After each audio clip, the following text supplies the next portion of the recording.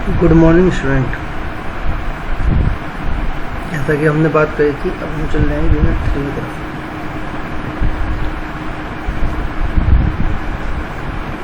Unit 3 हमारी है जिसके अंदर हमारे पास है स्ट्रक्चर एंड यूनियन।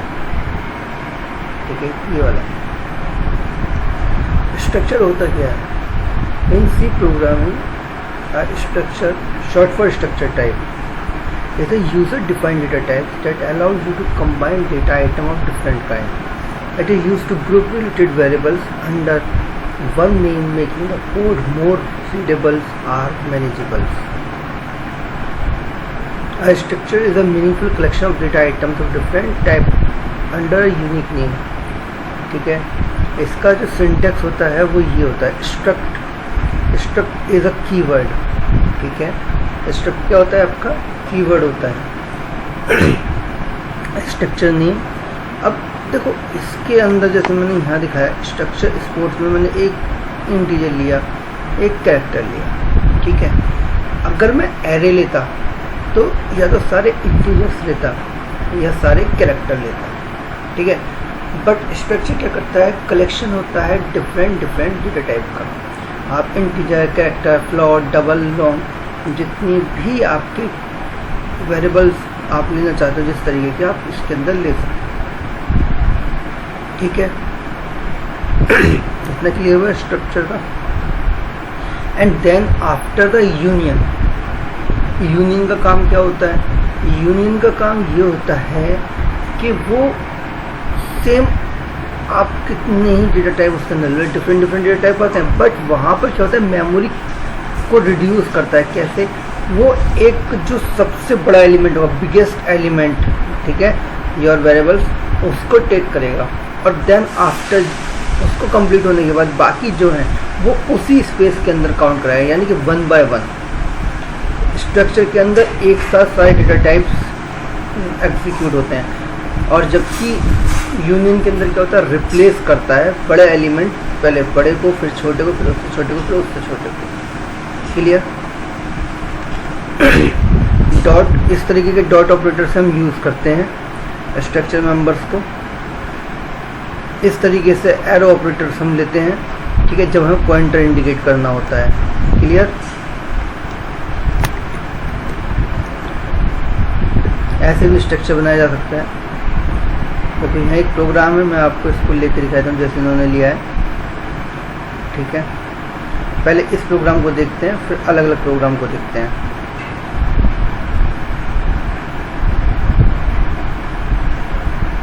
ठीक,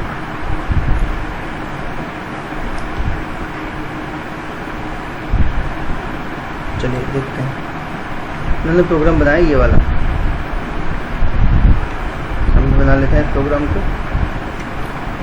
देखो ध्यान से देखना, इन्होंने इंटीजर आईडी लिया, कैरेक्टर नेम लिया है, फ्लॉट में लिया है मार्क्स। ठीक है, उसके बाद इन्होंने ये इतनी सी लाइन लिखी है। ठीक,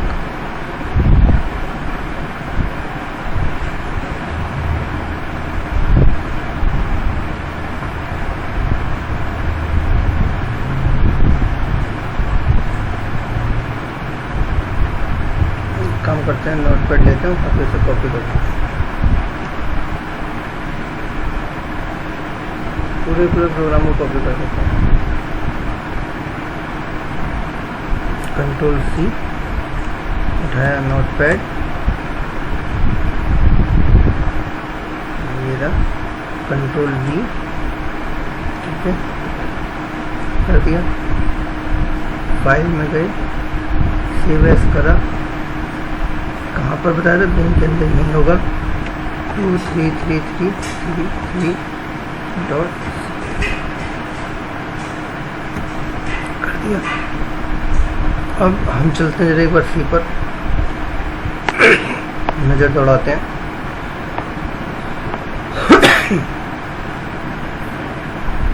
Alt F किया, ओपन किया, मेरे ख्याल से ये वाला है, इसकी शायद 3 में लगाए। Alt+C करते हैं, कोई एरर नहीं। देखो अब यहाँ पे हमने क्या करा, एक स्ट्रिंग लिया, स्टूडियो लिया, स्ट्रक्ट स्टूडेंट लिया, इंटीजर में आईडी ली, ठीक है। कैरेक्टर में नेम लिया और फ्लोट में लिया 0। कैरेक्टर में हमने नेम लिया है 50, ये हमारा साइज है, ठीक है, कि आप कितने कैरेक्टर्स ले सकते हैं। उसके बाद स्ट्रक्चर को कर दिया बंद। जैसे स्ट्रक्चर को बंद किया, यहाँ पे सेमीकोलन लगा दिया, मतलब स्ट्रक्चर का काम यहाँ ख़त्म हो गया, ठीक है। इसमें स्टूडेंट सब में बड़ा लिखा हुआ, मैं थोड़ा छोटा कर देता हूँ, S and then no S. अब देखो यहाँ पे आपने इंटीजर मेन लिया, स्ट्रक्चर में लिया आपने स्टूडेंट S1, ठीक है। आपने ये क्या क्रिएट किया है, ऑब्जेक्ट क्रिएट किया है, इसे कहते हैं ऑब्जेक्ट क्रिएशन, ठीक है। क्या कहते हैं इसे, ऑब्जेक्ट क्रिएट करना। S1 की आईडी आपने क्या ली, 1। यहाँ पर हमने यूज़र से वैल्यू नहीं ली है, यहाँ प्रोग्राम के अंदर में वैल्यू रख दी है, ठीक है। आईडी ली 1, हमने स्ट्रिंग कॉपी कराई S1.name, ठीक है। मैंने आपको करके भी दिखाया था ये, उसके अंदर स्ट्रिंग के अंदर S1.name जॉन डॉग। अब ये नाम क्या कॉपी हो जाएगा, ठीक है। S1.marks 95.5 प्लॉट में था, इसलिए मार्क्स को पॉइंट में ले लिया। आईडी में क्या डाल दिया हमने, आईडी नेम मार्क्स, रिटर्न करा दिया 0। अब देखो आप एक चीज़ ध्यान से देखें, ये जो पहला ऊपर का है, ये हमने वैल्यू इंसर्ट कराई है, तो ये हमारा है इंसर्ट पोर्शन। इसके थ्रू हम आउटपुट देखेंगे, तो ये है हमारा आउटपुट पोर्शन, ठीक है।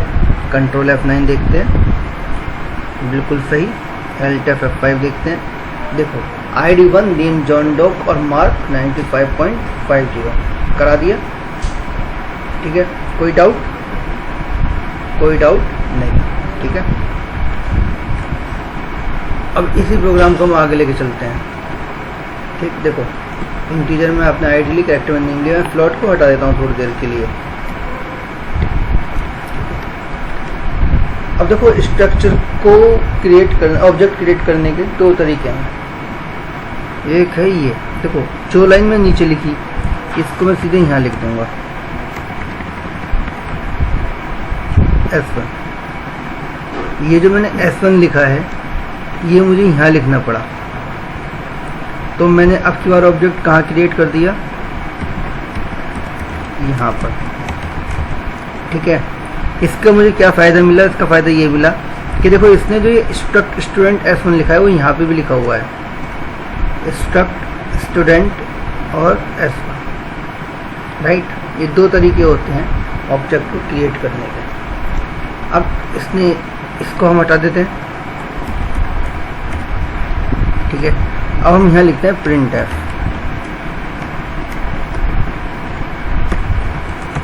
Enter the ID.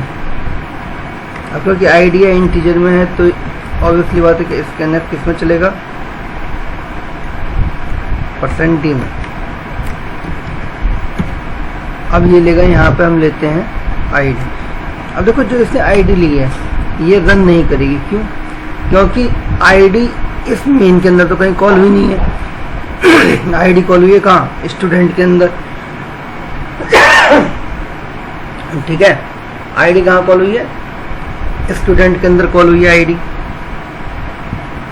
और स्टूडेंट का जो स्ट्रक्चर है वो क्या है, उसका जो ऑब्जेक्ट बना है S1, तो ये जो कॉल होगा S1 के साथ में होगा। और जब हम स्ट्रक्चर के साथ कॉल करते हैं तो हम क्या यूज़ करते हैं, डॉट S1.id। अब इसके साथ में हमें क्या करना पड़ेगा, एड्रेस भी लगाना पड़ेगा। तो हम जो एड्रेस लगाएंगे वो लगाएंगे किस पर, स्ट्रक्चर पर, नॉट वेरिएबल पर। अब तक हम एड्रेस लगा देते किस पे, वेरिएबल पर। अब हम किस पे लगाएंगे, स्ट्रक्चर पर, ठीक है। इसके बाद अगेन printf करते हैं,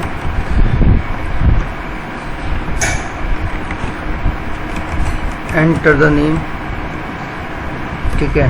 स्कैनफ किया, %d %s, ठीक है।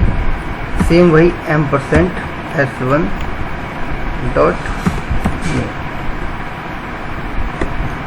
ठीक है। अब यहाँ पर जो आईडी आ रही है, यहाँ पे आपने SID डाल दिया, बिल्कुल सही है। यहाँ आपने S1 नेम डाल दिया, और कुछ करना है नहीं। Alt+C करते हैं, ठीक है। रन करके देख लेते हैं। एंटर द आईडी, उसने कहा आईडी डाल, मैंने 345, नाम डाल दिया मैंने अमित, Alt F5, प्रिंट हो गया। आईडी 345 और नेम अमित, दोनों चीज़ आ गई। ये था आपका स्ट्रक्चर। क्या था? स्ट्रक्चर। अब हमें प्रोग्राम बनाना है। एक प्रोग्राम है हमारा, write a program to print the user values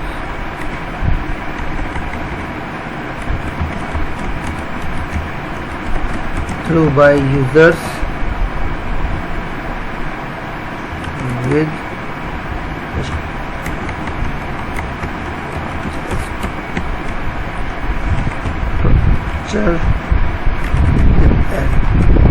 array के साथ स्ट्रक्चर बनाना है। ठीक है। अच्छा, एरे होता क्या है ये आपको पता है? चलिए मैं आपको एरे ही बता देता हूँ क्या होता है। Hash include studio.h integer name, इसमें मैंने लिया इंटीजर मैंने लिया एरे का साइज लिया मैंने 5। ठीक है। और इंटीजर मैंने एक और चीज ले ली, वो है I. Enter the insert element, और का लूप लगाया, I equal to 0, I greater than 10, आई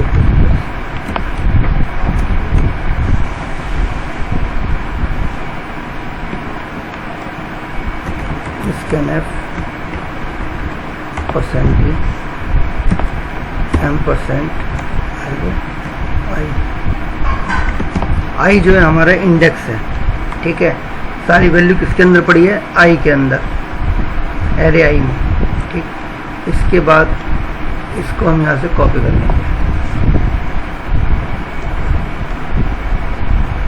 कौन बार बार लिखे? Control insert and then now shift insert. ठीक है। अब बस यहाँ स्कैनर पे क्या हो जाएगा, वो इनपुट के लिए था, अब हम क्या करेंगे, आउटपुट लेंगे इसका। तो हमने आउटपुट ले लिया। ठीक है। जो नीचे वाला प्रोग्राम है उसको हम क्या करते हैं, उसको हम बंद कर देते हैं। अच्छा, तो कह रहा है यहाँ बंद नहीं करा आपने। ठीक है, बंद भी कर देते हैं। Alt F6।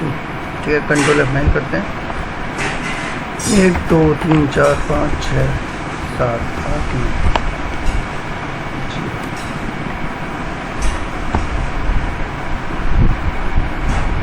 दिखा दिया। 1 2 3 4 5 6 7 8 9 0। ठीक है। इसमें वैल्यू देखिए, जो भी वैल्यू हमने ली थी, ये हमारा एरे होगा। ठीक।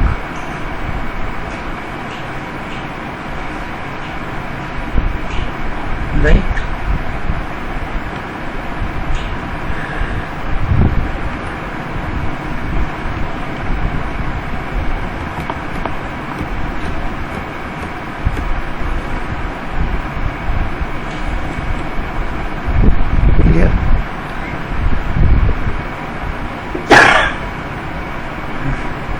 ठीक है, ये हमारा बच्चा ऐड है। अब हमें जो प्रोग्राम बनाना है वो प्रोग्राम हमारा क्या था, स्ट्रक्चर विद एरे।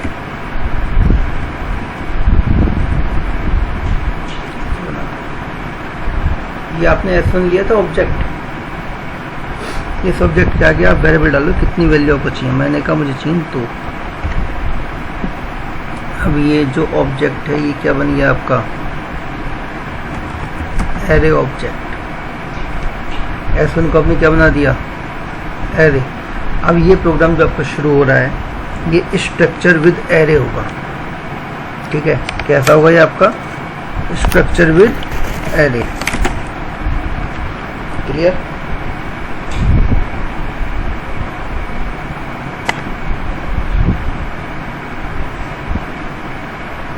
कैसा प्रोग्राम हो गया आपका, स्ट्रक्चर विद एरे।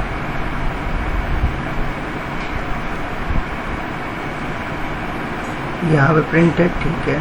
अब यहाँ जो प्रिंट है ना, इससे पहले हमें क्या लगाना पड़ेगा, 4 का लूप,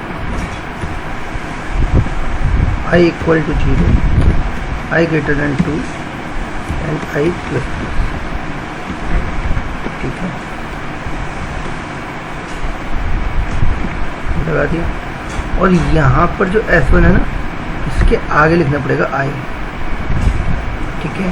और हम एक वेरिएबल भी डिक्लेयर कर लेते हैं यहाँ पे, इंटीजर i। देखो हमने स्ट्रक्चर का जो ऑब्जेक्ट बनाया था, ठीक है, उस ऑब्जेक्ट का ही इंडेक्स बनेगा, क्योंकि सारी वैल्यू किसके थ्रू पास हो रही हैं, ऑब्जेक्ट के थ्रू। तो आप चाहे एरे बनाओ 2 का या 3 का, 4 का, 5 का, जितने वेरिएबल का बनाओगे वो सब पास किसके थ्रू होंगे, ऑब्जेक्ट, ठीक है। सेम यही लाइन दोबारा लेते हैं। 4 i की value 0, i greater than 2 and i plus plus, ठीक है।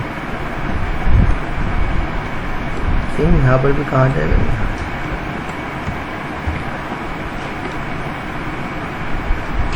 ऐसे यहाँ करना पड़ेगा। आउटपुट भी तो हमें 2 ही चाहिए, राइट।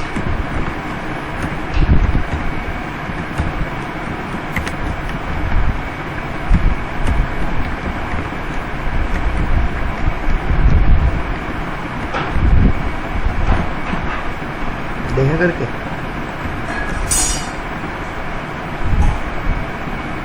सही बात है। यहाँ पे हम आई लगाना भूल गए, तेरा आई तो लगाओ भाई।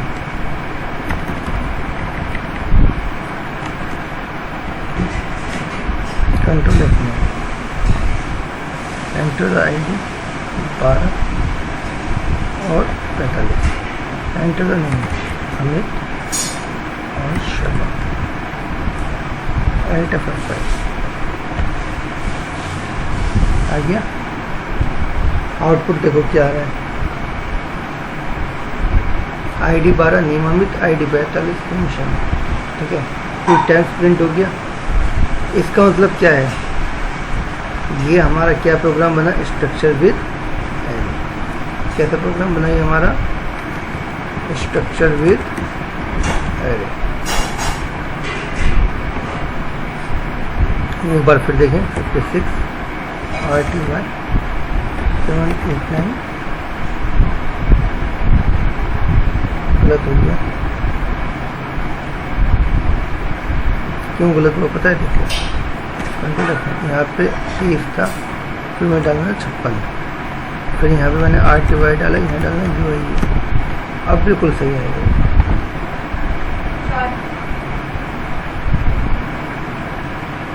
ये देखो आ गया ना।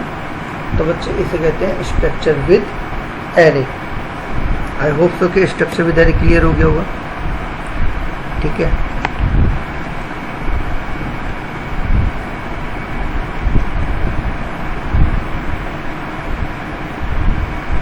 चलो आगे देखते हैं।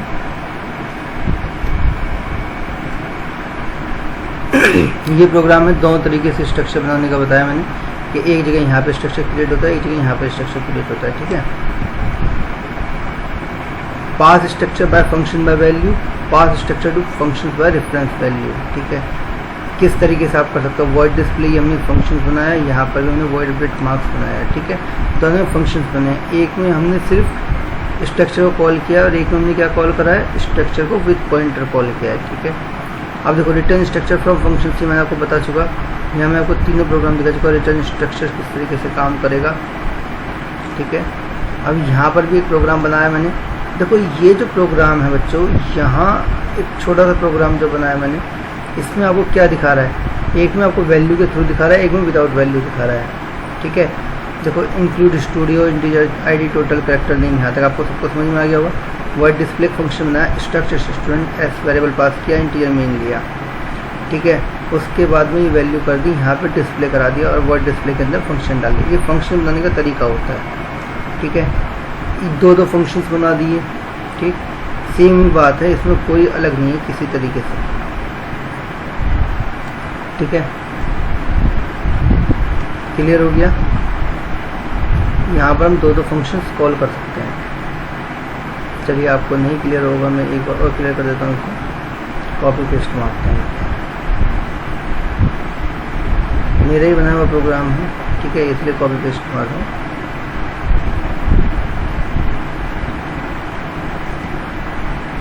ठीक, यहाँ तो लगेगा नहीं कॉपी पेस्ट, यहाँ मारते हैं control A control B enter कर सेव कर दो, सेव हो गया।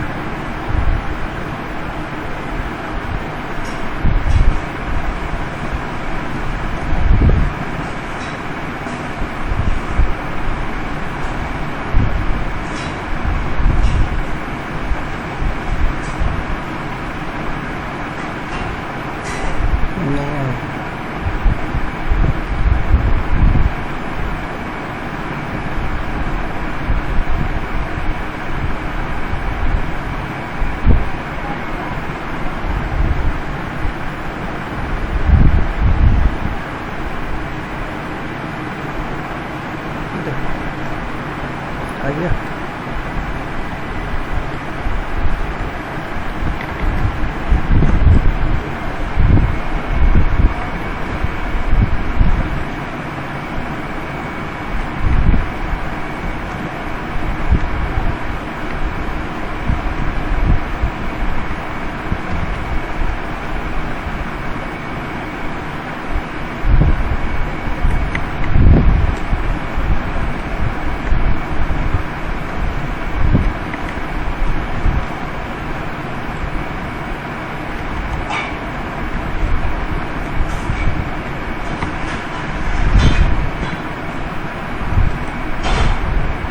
देखिए ये प्रोग्राम में 12 दे रहा है, ठीक है, 2 मिनट एप्लीकेशन। क्यों? अच्छा,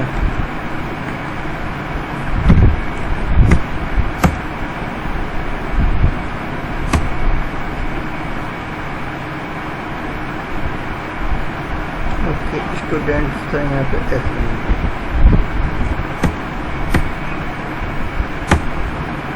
ठीक है, इसको हमने सेमीकोलन टर्मिनेट नहीं किया, ठीक है, ये हो गया हमारे यहाँ पर। अब देखो हमने यहाँ क्या करा, एक स्ट्रक्चर लिया स्टूडेंट का, आईडी ली, टोटल लिया, नेम लिया, एड्रेस लिया। ये मैंने एक फंक्शन बनाया वॉइड डिस्प्ले। डिस्प्ले का मतलब है कि आउटपुट क्या मिलेगा। मैंने कहा आउटपुट में मुझे चाहिए स्ट्रक्चर स्टूडेंट एस। भाई बता दो कि एक स्ट्रक्चर आएगा जो स्टूडेंट का हो, जिसका ऑब्जेक्ट क्या बना हुआ है, एस बना हुआ है, ठीक है। फिर मैंने स्ट्रक्चर का ऑब्जेक्ट बनाया S1, ये वेरिएबल था मेरा, यहाँ पे ऑब्जेक्ट बनाया S1। प्रिंट किया इंटर स्टूडेंट, वही 4 वेरिएबल है तो 2 ये इंटीजर आईडी के लिए हो गया, टोटल के लिए हो गया, नेम के लिए हो गया, एड्रेस के लिए हो गया। S1 ID, S1 total, S1 name, S1 है। डिस्प्ले करा दिया क्या, S1। इसे कहते हैं फंक्शंस की कॉलिंग फंक्शन, ठीक है। उसके बाद ये हो गया फंक्शन वर्किंग एरिया, ठीक है। वॉइड डिस्प्ले मैंने लिया structure student S, print F करा दिया, सेम यही। अब देखो इस प्रोग्राम के अंदर जो इससे पहले प्रोग्राम बनाया, दोनों के अंदर सिर्फ इतना अंतर है कि उसके अंदर प्रोग्राम नहीं था, ठीक है। उसमें प्रिंट आउट जो हमने करा था वो अलग करा था। इसके अंदर मैंने क्या करा, उस प्रिंट आउट पे फंक्शन मिल लिया डिस्प्ले में, ठीक है। देखो कंट्रोल F9 करते हैं, 12 उसके बाद में क्या था, शायद इंटीजर था, फिर नाम था, फिर एड्रेस था, ठीक है। ये सारी चीज़ें प्रिंट हुई 12, 12, 34 ASD RTY, ठीक है। अब इसी में हम एक और चीज़ कर लेंगे, यहाँ पर एक प्रोग्राम और बनाएंगे। यहाँ लिखेंगे void insert, ठीक है, struct student s। एक वेरिएबल एक फंक्शन को और क्रिएट कर दिया, ठीक है। ये डिस्प्ले का था, ये इंसर्ट का था। अब देखो ये जितना भी हिस्सा है जो मैंने यूज़ किया, इसको हम यहाँ से कंट्रोल कॉपी कर लेते हैं, कंट्रोल इंसर्ट, और इसके ऊपर एक फंक्शन बनाते हैं void insert, वही struct स्टूडेंट एस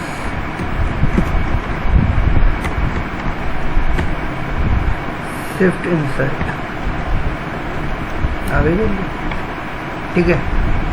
और ये वैल्यू यहाँ से हटा दो। अब हमने कौन सा फंक्शन बनाया था, इंसर्ट, इसको कॉल करा लो यहाँ पर। अच्छा, जब हमने यहाँ फंक्शन कॉल कराया तो यहाँ पे हमें क्या कॉल कराना पड़ेगा, एड्रेस S1 का, ठीक है। क्या कॉल कराना पड़ेगा, एड्रेस, क्योंकि इंसर्ट जो फंक्शन है उसके अंदर जो वैल्यू पड़ी है उसका एड्रेस यहाँ पे शो होगा। अब देखो क्या करना है,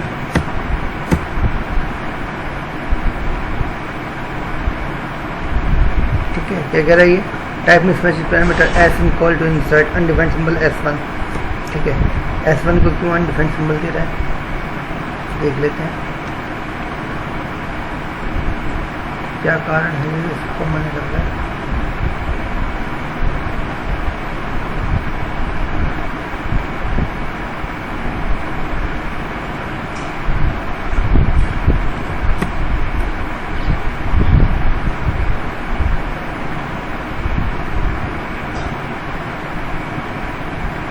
वॉइड इंसर्ट मैंने बता दिया, उसके बाद मैंने वर्किंग करा दी इसको।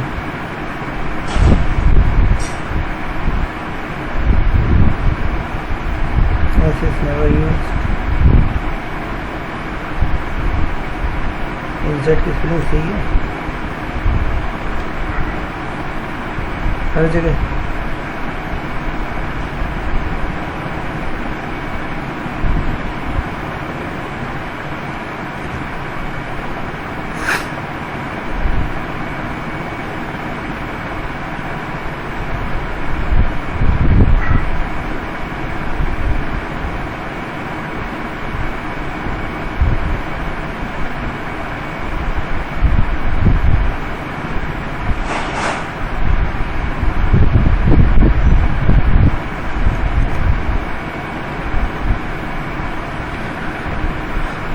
वैल्यू तो सही है भाई,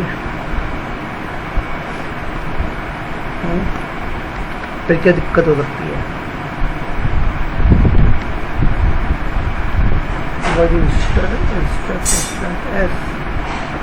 इंसर्ट कराया, एम्परसेंट S1 लिया, डिस्प्ले कराया, इंसर्ट कराया, ठीक है। एम्परसेंट S1 ऐड, अच्छा हाँ ठीक है, okay. S1 is not a member, yeah, right? S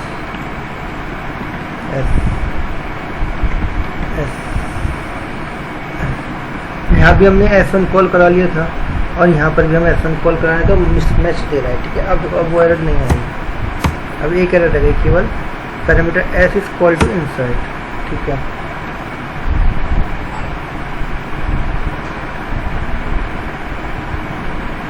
तो हमने समझे क्या लगा दिया, S लगा दिया।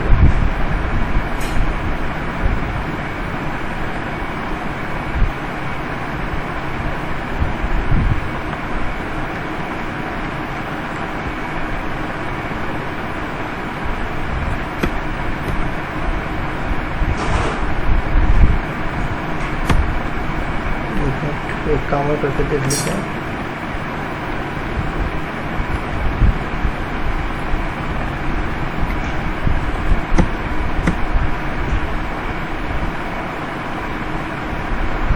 Type mismatching parameter S1 equal to insert,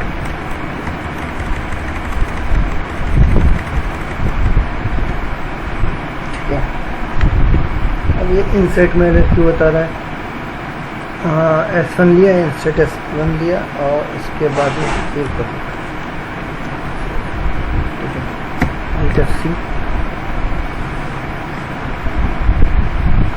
ampersand S1,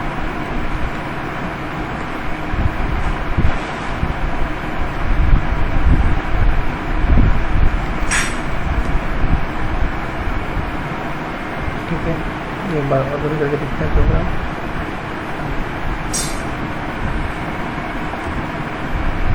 देखिए, अगर हम देखें अपने प्रोग्राम को, हम प्रोग्राम पे आते हैं तो हमारा प्रोग्राम हमारे हिसाब से बिल्कुल सही बना है। वर्ड डिस्प्ले लिया, स्ट्रक्चर स्टूडेंट S लिया, वर्ड इंसर्ट लिया, स्ट्रक्चर स्टूडेंट S लिया, ठीक है।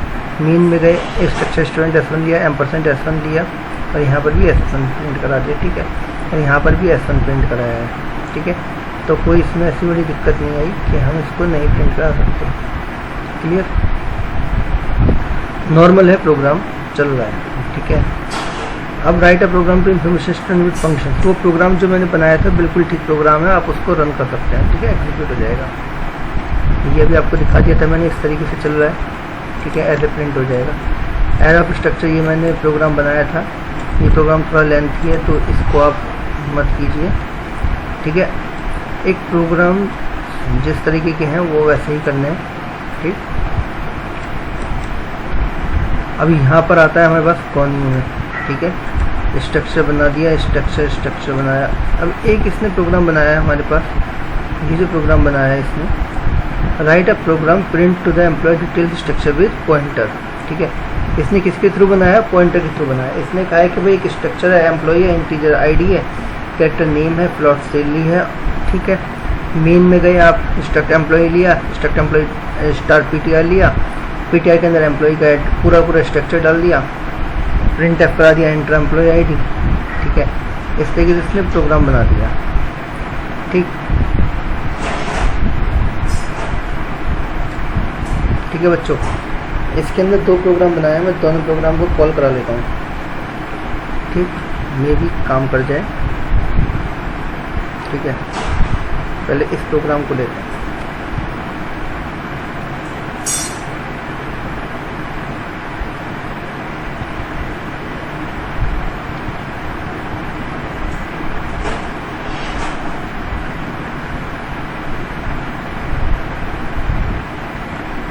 ये प्रोग्राम है पॉइंटर के थ्रू।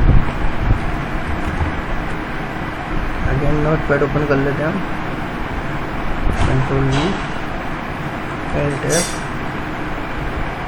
सेव एज 45555 ठीक है। चलते हैं फिर प्रोग्राम की तरफ।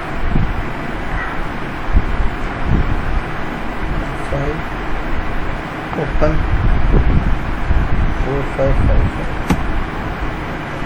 ठीक है। देखो ये आ गया वो प्रोग्राम पूरा बना।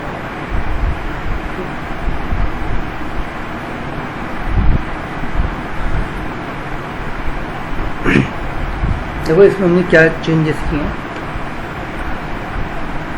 स्ट्रक्ट में लिया employee, same integer ID, character name, यहाँ तक तो आप सबको सहमत है, ठीक है। मेन फंक्शंस कॉल कराया। अब देखो यहाँ कराया डिक्लेयर है स्ट्रक्चर वेरिएबल। यहाँ मैंने क्या लिया, स्ट्रक्चर एम्प्लॉय का एक ऑब्जेक्ट बनाया EMP, ठीक है। ये स्ट्रक्चर बनाया है और उसका ऑब्जेक्ट है EMP। उसके बाद declare a pointer to the structure. अब मैंने एक और बनाया स्ट्रक्चर एम्प्लॉय, क्या बनाया मैंने, पॉइंटर, ठीक है। इसके बाद में मैंने यहाँ लिया पॉइंटर, जो मेरी वैल्यू थी ये वाली, इस पॉइंटर के अंदर मैंने क्या डाल दिया, एम्प्लॉय, और एम्प्लॉय के साथ में क्या डाल दिया, एड्रेस। यानी ये पूरा एम्प्लॉय का एड्रेस और एम्प्लॉय की वैल्यू सब किसके अंदर आ गया, पॉइंटर के अंदर। तो अब देखा जाए तो बेसिकली ये जो एम्प्लॉय का स्ट्रक्चर है ये सब अब किसके अंदर पड़ा हुआ है, PTR के अंदर। तो अब सारे काम किसके थ्रू होंगे, PTR के थ्रू होंगे। Print f enter employ ID, address, PTR ID.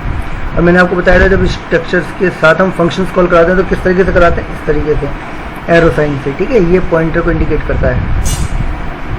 Enter employ names, ठीक है, एम्प्लॉय का नेम है तो यहाँ पर ये इस तरीके से आ रहा है। इसको ऐसे ना करके ऐसे कर दो, यहाँ लगा दो %S, ठीक है, पॉइंटर का नेम आ जाएगा।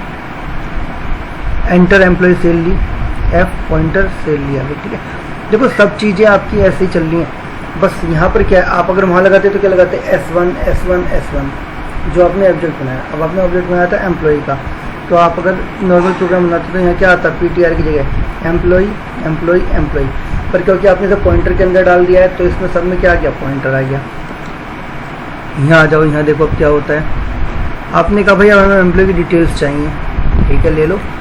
आईडी ले ली, यहाँ पे आपने नेम ले लिया और यहाँ पे आपने सैलरी ले ली, ठीक है। सेम पॉइंटर से इंडिकेट कर दिया, खत्म, ठीक है। कंट्रोल F9 करो, एम्प्लॉय की आईडी डालो 45, एम्प्लॉय का नेम डालो TYU, और एम्प्लॉय का क्या बचा 89.56, Alt F5 देखते हैं, मना कर रहा है ये, है ना? क्यों मना कर रहा है? अच्छा सैलरी है, पर सैलरी का पॉइंटर में दिया तो हम तो कुछ भी दे सकते हैं। चलो थोड़ी देर के लिए इसका फ्लोटिंग पॉइंट को हम हटा देते हैं, हमारे पास फ्लोटिंग पॉइंट है नहीं। ठीक है, ऐसा तो हम कर सकते हैं। एम्प्लॉय की आई डाल दी मैंने 45, एम्प्लॉय का नाम डाल दिया मैंने ASTF। ठीक है, 3 बार वैल्यू क्यों ली मुझे समझ नहीं आया। देखो आ गया, आईडी कितनी आ गई 45, नेम कितना आ गया ASTF। क्लियर, ये था हमारा पॉइंटर के थ्रू बना हुआ प्रोग्राम। इसके थ्रू हम बनाते हैं पॉइंटर। ठीक है, एक पॉइंटर है ये वाला। अब ये जो प्रोग्राम है बच्चे, ये है pointer with array with structure. मजा सा आ गया कुछ सुन के, है ना?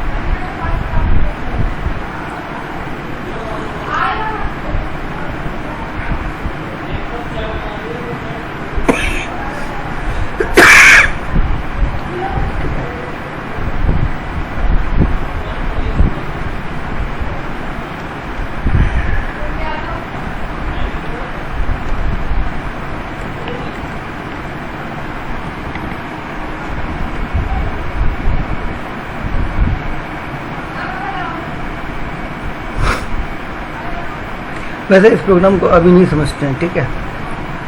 रिजनेबल प्रोग्राम है ये, लेकिन अभी आप पहले वो समझो जो आपके पेपर में आ रहे हैं। ठीक है, जो आपके पेपर में आ सकते हैं, पहले आप उन प्रोग्राम्स को देखें। ठीक है, ये नहीं आ रहा है। अब देखो यहाँ मैंने यूनियन दिखाया। ठीक है, यूनियन में मैंने क्या करा, ये union is C is user defined data type similar to a structure that allows storing different types of data in the same memory location. However, only one member can use at time। ठीक है, clear हो गई ये बात? Different type का memory ले सकते हैं, लेकिन केवल एक मेंबर एक बार में यूज़ करेगा। ठीक है, अब जैसे इसमें इंटीजर है, इंटीजर का साइज 2 होता है, फ्लोट का 4 होता है, कैरेक्टर का 1 होता है। तो यहाँ पर किसको कॉल करेगा? पॉइंटर, फ्लोट को। देखो 1 2 3 4, जब फ्लोट का काम खत्म हो जाएगा तो यूज़ करेगा इंटीजर को, जब इंटीजर काम खत्म हो जाएगा तो यूज़ करेगा कैरेक्टर को। ठीक है,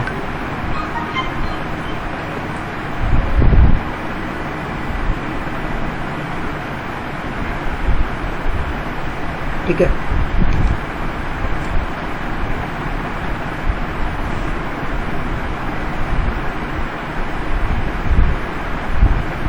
एक ही प्रोग्राम बना के देखें छोटा सा, आपको पता चल जाएगा थोड़ा सा।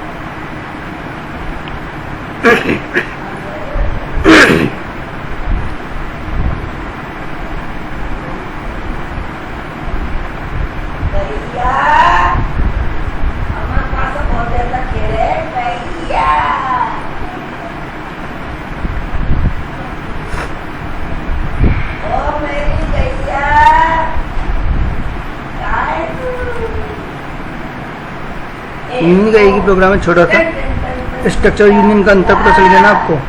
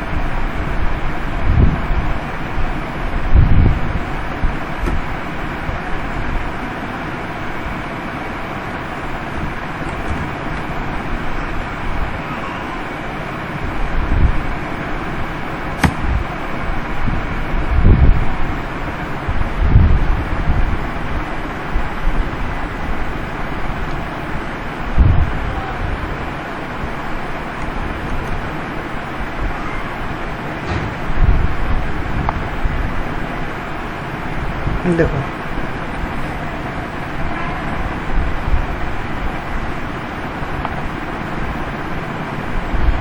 एल्टर,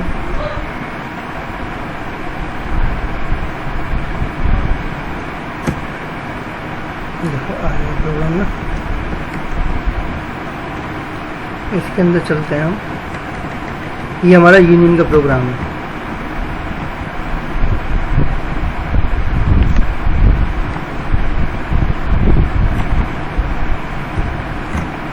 जब हम इसको रन करेंगे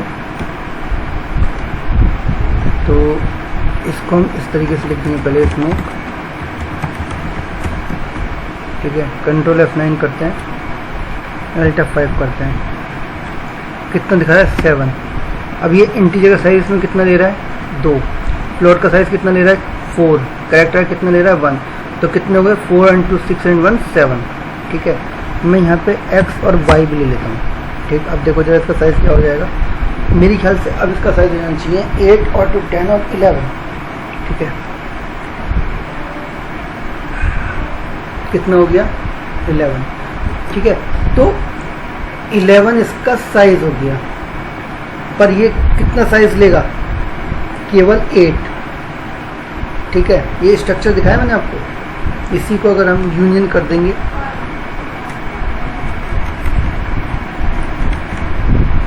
ठीक है। अब देखो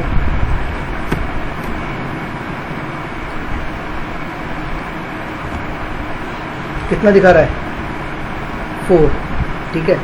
सबसे बड़ा साइज इसका क्या है फ्लोट, तो फ्लोट की ही वैल्यू हमें दिखाएगा।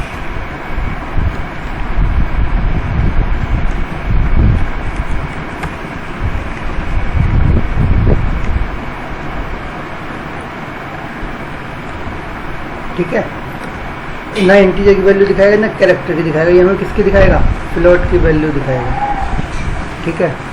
मैं एक बार एक काम और करके देखता हूँ, अगर चल जाए तो लॉन्ग का मैं टी ले लेता हूँ। अब देखते हैं,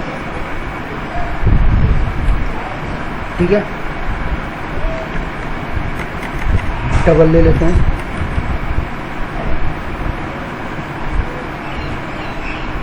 ठीक है। जो सबसे बड़ा साइज होगा वो दिखाएगा। अब डबल का साइज कितना दिखा रहा है 8, ठीक है, क्योंकि डबल का साइज 8 होता है।